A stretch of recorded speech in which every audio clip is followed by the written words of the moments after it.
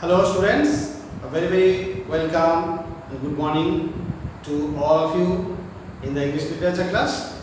Today in the English literature class we are going to learn a very good, very interesting and important prose from course book chapter 7. Okay, just look at the board.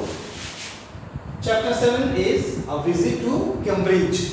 Okay, a visit to Cambridge written by Firdaus Kanga, who was born in 1960. So what is Cambridge? You know, Cambridge is a well-known university in England. Okay. Now let us know something before the story. Firdaus Kanga is a writer and journalist. Okay, and he is an Indian writer. Okay, he is a writer and a journalist who lives and works in Mumbai. Okay, Kanga was born with brittle bones. Brittle bone means very weak bone, very weak bone, which can break easily. Okay, that tended to break easily when he was a child. So his bones were like that. When he was a child, all the bones were very weak, and they were just easily tend to break. And he moves around a wheelchair. So from the childhood he is without strong bones, that means he could not move. Now he is also on wheelchair. Stephen Hawking is one of the greatest scientists of Kanga's time. So when Kanga was there, Kanga was born and Kanga was working, in that time Stephen Hawking was also a famous scientist. Not only famous, greatest scientists of Kanga's time. In that time, Stephen Hawking was one of the greatest scientists. Okay? He suffers from a form of paralysis. So Stephen Hawking had some problem. He was suffering from a form of paralysis. Paralysis means, you know, some body parts does not work, function. So that is paralysis. And his paralysis is so severe that confines him to a wheelchair. That means he also has to move on wheelchair.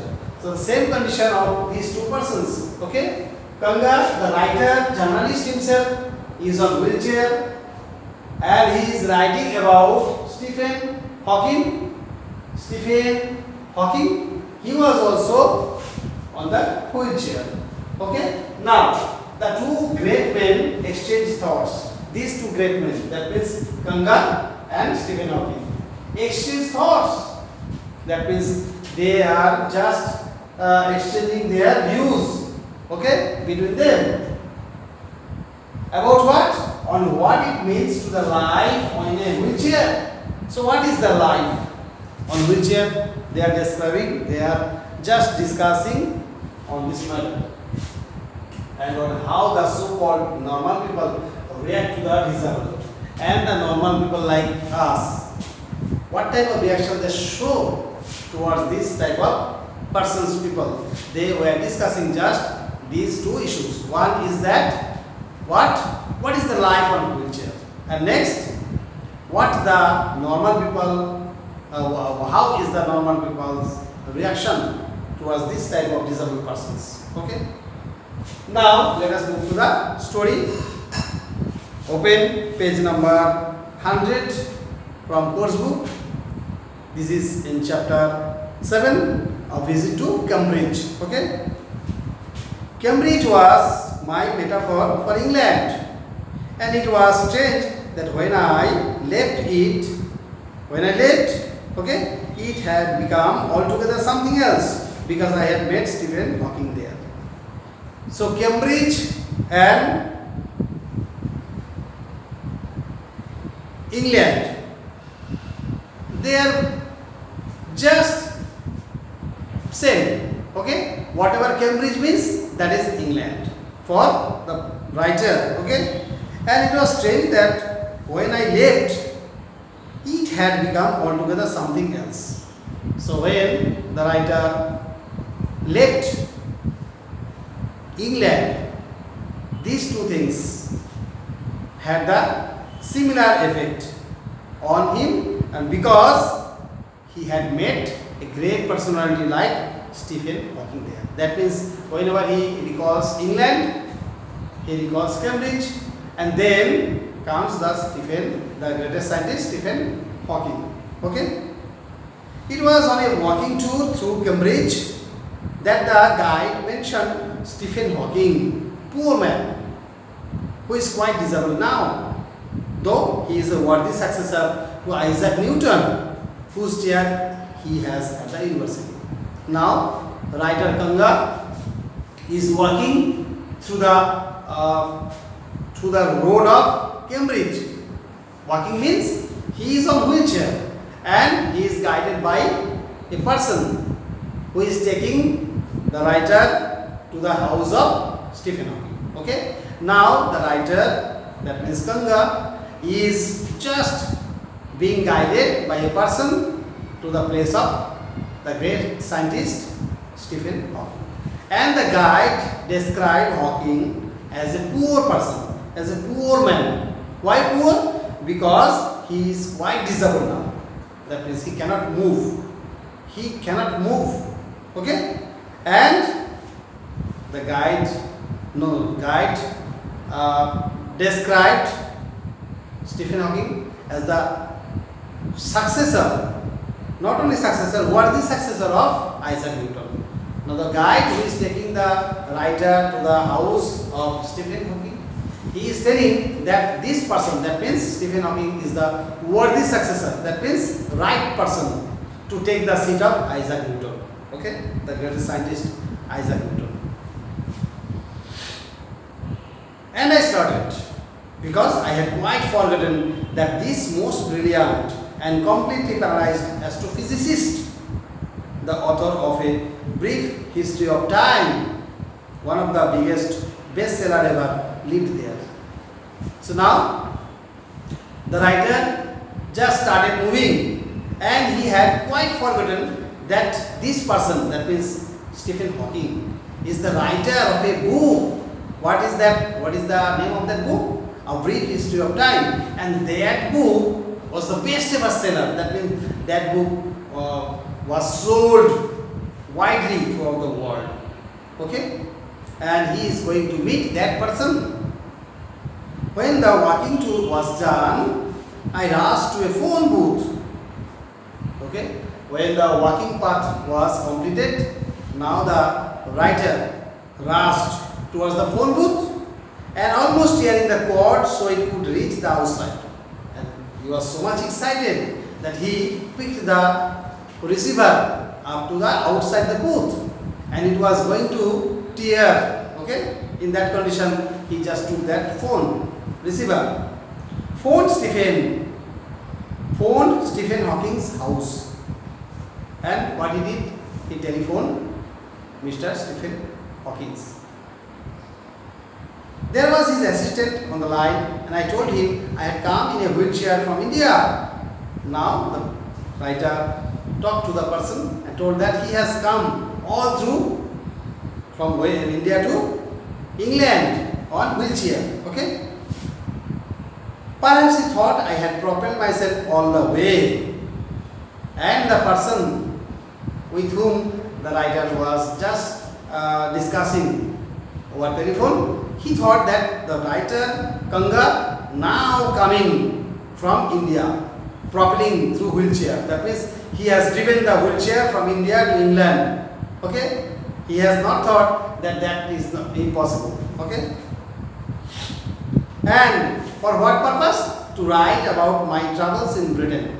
And the writer Kanga told the assistant that he has come here just to write about the travel to Britain here, and just he has come to Stephen Hawking for that purpose. I had to see Professor Hawking. The writer is telling that I just had to meet Stephen Hawking, Professor Hawking. Even 10 minutes would do. And he wanted to just interview Stephen Hawking for 10 minutes. Half an hour, he said, the assistant just did not listen to the writer about 10 minutes, he just allowed 30 minutes. So it was a bonanza for the writer, prize for the writer. From 3:30 to 4, the time was 3:30 p.m. to 4 p.m. And suddenly I felt weak all over. Now the writer Ganga felt weak all over the body. Okay? He had the power in his body, not like Stephen Hawking. Stephen Hawking was completely disabled. Okay? Very little movement was there within Stephen Hawking. But the writer Ganga is able-bodied. Just because of his brittle bones, he cannot move. That's all. But he has strength in his body. Okay? Now he is feeling weakness. Growing up disabled. Now he is feeling disability. Okay? You get fed up with people asking you to be brave. As if you have a courage account on which you are too lazy to draw a check. So sometimes when we are very much nervous, when we are afraid, so what the elders say us? What they say? They say, be courageous, be brave. So here also writer telling that I am fed up with the advice that people tell me, be brave, be brave. So how to be brave? Do I have some account, and in that account have I deposited some bravery that I can write a check and the bravery will come in me? So is this possible? So he is just joking here. Okay? In a humorous way he said, what? What he said? So you get fed up with people asking you to be brave as if you have a courage account on which you are too lazy to draw a check. That means you have so much account, you have a full of balance of courage account, and that courage is there in that account. Just you are not drawing just check. You are not writing a check and not drawing that courage. So this type of thing. The only thing that makes you stronger is seeing somebody like you achieving something huge. So the writer here speaks a very important line. You get courage when you see the person standing before you is of same category and he is doing more than you. He is doing something more than you. Then you get courage. If he can do, I can do. Okay? So this is the fact. When you can gather courage. You just can gather bravery. So in other cases, whenever you are afraid, you cannot get courage. You cannot be brave. Then you know how much is possible. So when the person similar to you standing before you and has done a huge thing, then you think that I can do that. And you get the courage from that. Okay? Then you know that you have the possibility in you. And you reach out further than you ever thought you could. Now, in that case, you would think beyond your imagination. When you see the person in front of you is of same category but has done huge, then you get courage. I have not been brave, said his disembodied computer voice the next afternoon. So next afternoon when Ganga met Stephen Hawking, then Stephen Hawking's voice from computer said, what? I have not been brave. That means I was not a brave person. Okay? And this was coming from his disembodied computer voice. That is coming from not original voice, from not original throat, just coming from computer voice. Just Stephen Hawking just doing what? Just tapping some switch and the sound is coming from computer. So this is not the voice of Stephen Hawking. I have had no choice. That means I don't have any other option. I was not brave. I was just very much timid, but I did not have any option. Okay? Surely I wanted to say living creatively with the reality of his disintegrating body was a choice. So now the writer Ganga actually was about to say, was this a choice? Just to leave on wheelchair. So was there no other choice? He was just trying to ask. but I kept quiet. But Kanga did not say anything to that great person, because I felt guilty every time I spoke to him, forcing him to respond. Because response from Stephen Hawking was very much tough. Okay, he was feeling very much pain when he was giving response. That's why Kanga did not want to make Stephen Hawking respond. That's why he did not ask more question, this type of question. And he was feeling guilty of asking questions to a person like this type of disabled person. Okay.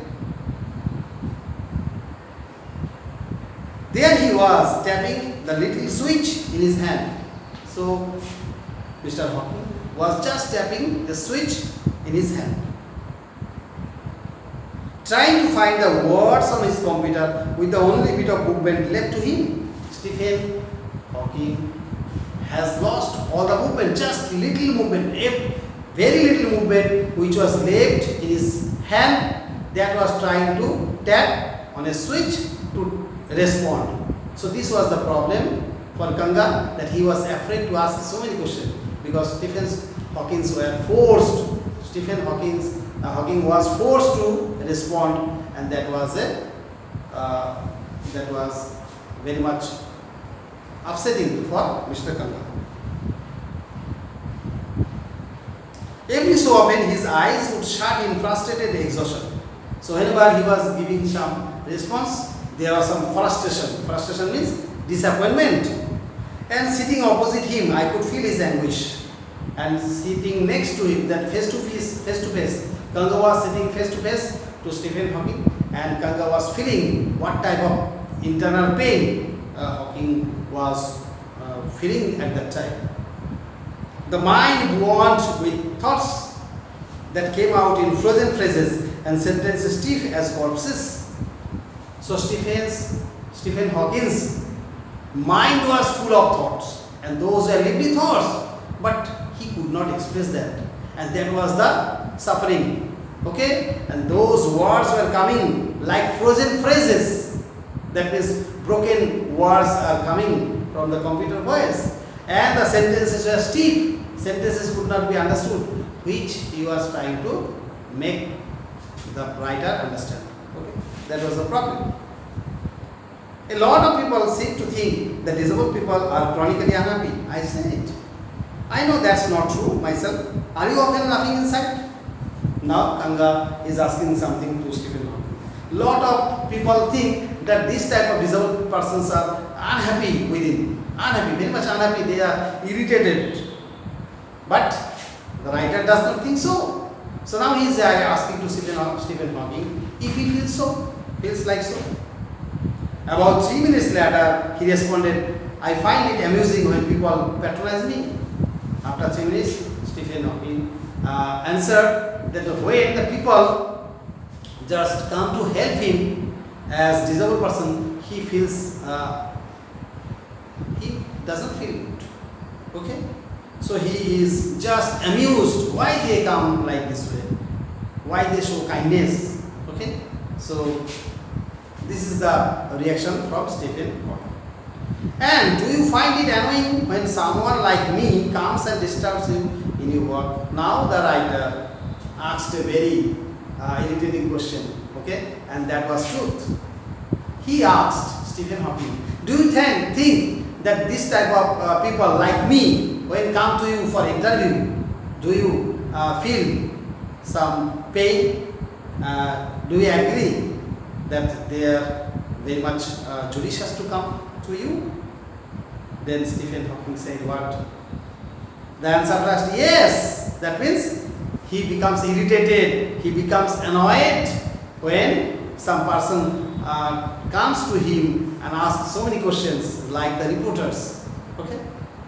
Then he smiled his one-way smile, and I knew without being sentimental or silly that I was looking at one of the most beautiful men in the world. Though he said yes, I am annoyed, but he gave a smile. Okay? And that smile of Stephen Hawking made the writer bold, and though he was a little bit sentimental because Stephen Hawking was frustrated at the coming of writer, but he took it easily, okay, and he thought that he has come to meet one of the greatest personality. So let it be, whatever this person says, he has to digest that. At first glimpse of him is shocking. So if you meet Stephen Hawking, at first sight you will be shocked. You will be shocked. Why? Because he is like a still photograph. He is like a photograph. You know photograph? As if all those pictures of him in magazines and newspapers have turned three-dimensional. Now the difference is that a photograph is one-dimensional and his body is three-dimensional. So whenever you meet Stephen Hawking personally, you would feel that he is a photograph, but the difference is that this is three-dimensional photograph. Then you see the head twisted sideways into a slump. Then you could feel that his head is twisting from side to side, not rapidly. The torso shrunk inside the pale blue shirt. Now the body also moves inside the shirt. You can feel that. The wasted legs, and the legs are very much thin. You look at his eyes, which can speak, and when you look at the eyes, those eyes are speaking something. Still, and they are not moving. Eyes are not moving, and they are saying something huge and urgent. And they are just trying to say something that is very much urgent to listen. Okay? It is hard to tell what, and the eyes want to say what you cannot understand. But you are shaken because you have seen something you never thought could be seen. But you will be moved when you look at his eyes, because you have never seen that type of eyes. Students, this is a very lengthy chapter. So up to here I want to stop. From next day, in the next day we will discuss from wherever I stopped today. So bye bye all of you. Have a good day.